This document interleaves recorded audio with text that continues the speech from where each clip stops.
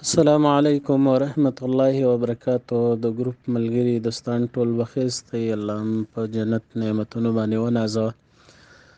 ګرانو، نن یو قیمتي ډالۍ تاسو ته درکو. که غواړئ چې د ګناهونو نه تصفیه شي او پاک شئ او څه چې کړي دي د هغې مغفرت او بخښنه درته وکړی شي. څومره چې الله نارضا کړی دی غواړئ چې الله راضي کړي. څومره چې د الله نه لرې شوي یاست غواړئ چې الله ته نږدې شئ. او څومره چې ځان هم ګنده کړی دی غواړئ چې الله رب العزت هم تصفیه او پاک کړي.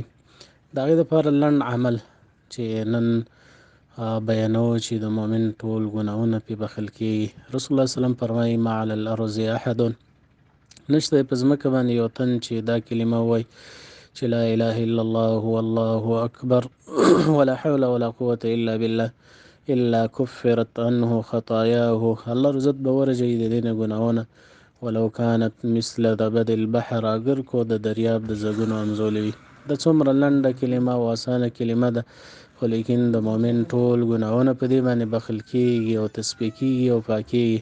مؤمنانو تیزي وکړئ، خپل ځان پاک کړئ مخکې د هغې نه چې موږ ته مرګ راشي، او داسې نه چې الله عزت ته خیرن ورشو د اوساخو او ګندګیانو سره ورشو او داسې بدبویي سره ورشو.